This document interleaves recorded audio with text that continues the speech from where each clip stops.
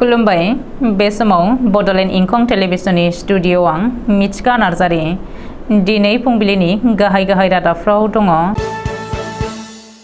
एबसुजों लोगोसे बर'नि मोन 15 आफादफोरा इसिआइनो गोसोखांलाय गथायदों। दैज्लां बोथोरनि बिटिसि एसेम्बलि जथुमाव डेलिमिटेशननि गोनांथार आयदाया सावरायजायाखिसै। मथनगुरि आरो लाहुरिपारानि गाज्रि लामाया रायजोफोरखौ गोबां जेंनायाव गोग्लैहोदों। गसाइगावआव आसाम बंग सीमा सिमालटापुआव पुलिसनि सिग्रोमनायाव ड्राग्स जब्द। सनापुर टल गेटआव गोबां बिबांनि हेर'इनजों लोगोसे सासे हमजादों। चिराङाव मोन 9 बर' माहारियारि आफादफोरा डेलिमिटेशननि सायाव धरना होदों। दानिया फैदोनि आबुं रादाबाव।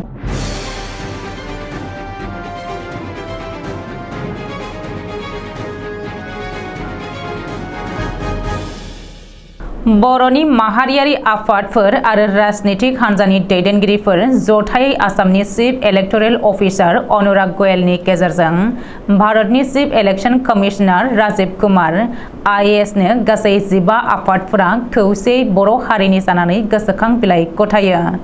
बिटिआरनि सिंनि मोन 6 एसेम्बलि समस्तिफोरखौ लानानै बिटिआरनि सिङाव अदालगुरि लकसभा समस्ति दानाय बिटिआरनि सिङाव थानाय एसेम्बलि समस्तिफोरनि गंसेनि बांसिन समस्तिफोरखौ एसटि खालामनाय आरो बर' आरो ट्राइबेल सुबुं थानाय एसेम्बलि समस्तिफोरखौ बोखावफ्लेयाबालानो आगुआव जेरै दंमोन बिदिनो खालामफिननाय दाबिफोरखौ लानानैनो मैयानि गोसोखां बिलाइखौ इसिआइनो गथायो।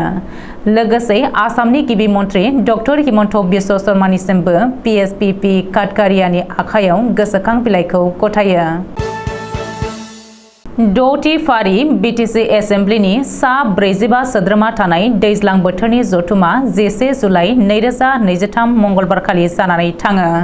सेथि साननि बे जथुमाव थानाय आथिखालनि पार्लियामेन्टारि एचपिसि सेगमेन्ट आरो एसेम्बलि सेगमेन्टनि सोलिफुनाय जेंनाया जेबोआनो सावरायजायाखिसै। बेनिखायनो हेंथा दोलोनि दोलो दैदेनगिरि देरहासात बसुमतारिया खौरांगिरिनि सिगाङाव दुखु मोननाय फोरमायनानै बुंदों दि 2003 मायथाइनि बिटिसि गोरोबथाखौ दहाय होनानै थांनाय 2001 मायथाइयावनो क'क्राझार आरो अदालगुरि मुंजों बिटिसिनि सिङाव मोननै पार्लियामेन्टारि सेगमेन्ट जानांगौ होननानै थि खालामखानाय जादोंमोन।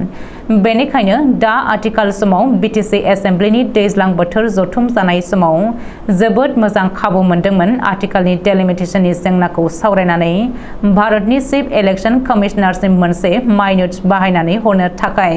नाथाय खुंथाय गोहोआव थानाय इउपिपिएल दोलोनि स्पिकारा बेखौ गोनांथि सानैया जोबोद दुखुनांथाव। बाक्सा जिल्लानि रुपुयि हालामनि लामानि गोबाय गिजि दालां आरो गाज्रि लामाया रायजोफोरखौ गोबां जेंनायाव गोग्लैहोदों। मथनगुरि लाहुरिपारा गोथैबारि दावराइबारि बे दरब्रै गामियाव लामानि बायख्ला बायख्लि थासारिया रायजोफोरखौ गोबां जेंनाजों भुगिहोदों। बेनिखायनो मैया आखाइ आखाइ सिखा रुवा बायदि लानानै फाहामनो थाखाय हान्थिग्रा लामाखौ रायजोनाङै मथनगुरि आरो लाहुरिपारा दरनै गामिजों खामानि मावलायदों। आरो फोरमायथिनाय बायदिब्ला बे लामानि थासारिया जोबोद गाज्रिनि थाखाय दैज्लां बोथोर फैब्लानो बोसोरफ्रोमबो लामा खुरखा जाबाय थायो। खौरांनि गेजेरजों फोरमायदों दि गामिनि रायजोफ्रा दैज्लां बोथोर फैब्लानो बोसोराव बे लामाखौ 8 आरो 9 बारसो फाहामथाय होनांगौ। 12 बोसोर बिटिसि सरकार थानाय समावबो बे लामाखौ रावबो फाहामथाय होफैयाखै आरो आथिखालनि बिटिआर सरकाराबो दासिमबो बे लामानि दालांखौ नायसनफैयाखै होननानै फोरमायदों। बेनिखायनो दरब्रै गामिनि हान्था मेला खालामग्रा लामानि दलंखौ मोजाङै लुफुंनानै होनो थाखाय रायजोफोरा बिटिआर सरकारखौ खावलायदों। बे समाव गंसे दालाङा खहा जानायाव जोबोद जेंनायाव गोग्लैदों बे गुवार ओनसोलनि रायजोफ्रा। दालांनि माखासे जायगाफोराव गावस्रानायजों लोगोसे माखासे जायगाफोराव खुरख'लांदों, जायनि थाखाय बे दालाङाव जाब्रथाय जानायनि लामा दं होननानै बुंदों जायगानि रायजोफ्रा। बेनि अनगायैबो बे लामाजों सानफ्रोमबो गोबां फरायसुला फरायसुलिफोरजों लोगोसे सरखारि साख्रि मावग्रा बेफार फालांगिरि बेमारिफोरखौ लाफानानै हाजार हाजार सुबुंफ्रा हान्थामेला खालामनायाव जेंना फैदों।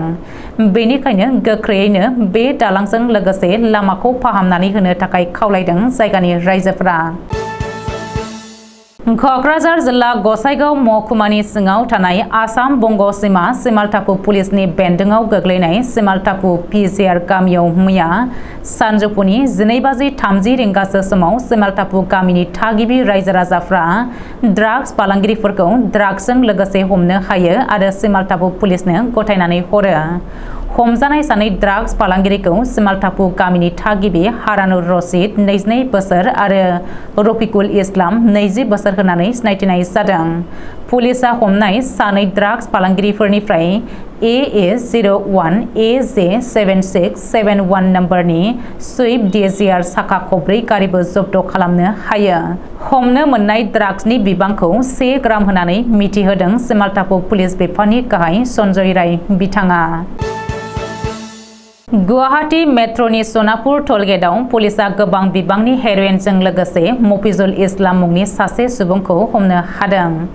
DIGP पार्थ सार्थी महन्तआ मिथिहोनाय बायदिब्ला सनापुर टलगेटआव मफिजुल इस्लामनि city Honda bike number AA01 BL2211 खौ जेब्ला पुलिसा सिग्रोमनो थाखाय लाखिदोंमोन अब्ला मफिजुल इस्लामा टलगेटनि बेरियारखौ सिफायनानै खारनो नाजादोंमोन।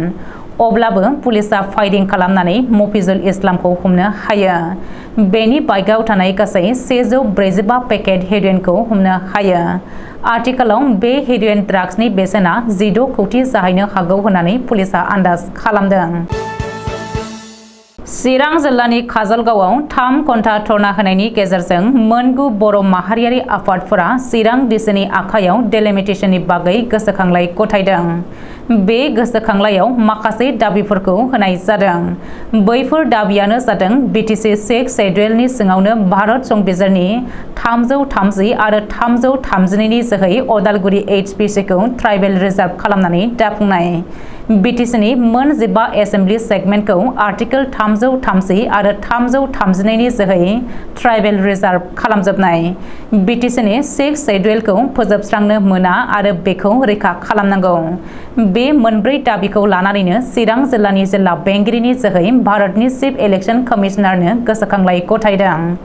बे धरना हाबाफारियाव बाहागो लानाय आफादफोरानो जादों फारियै बनसु, बारग' भलन्टियार स्पर्टस आफाद, बर' सेनियर सिटिजेन फराम, बर' रेबग्रा जथुम, united tribal organisation, BGSM, Boro' peoples movement committee for delimitation, दुलाराय बर' गावबुरा आफाद आरो सिटिजेनशिप राइट्स मुभमेन्ट कमिटि। सानजौफु 12 रिंगानिफ्राय बेलासे 3 रिंगासिम जानाय बे धरना हाबाफारियाव फारियै बर' सेनियर सिटिजेन फरामनि लेङाइ आफादगिरि सन्तला बसुमतारी, गाहाय नेहाथारि अमर सिंह ब्रह्म, बर' रेबग्रा जथुमनि गाहाय नेहाथारि आनन्दराम औवारी, बनसुनि लेङाइ आफादगिरि अशक कुमार ब्रह्म, बर' गावबुरा आफादनि मावफुं आफादगिरि बिरहां मुसाहारि, बारग' MCLA माखन स्वर्गियारि मोनहा डेलिमिटेसन ड्राफ्टनि सायाव बिबुंथि होलांदोंमोन। दिनै फुंबिलिनि रादाबा एसेनोसै। गोजोन्थों।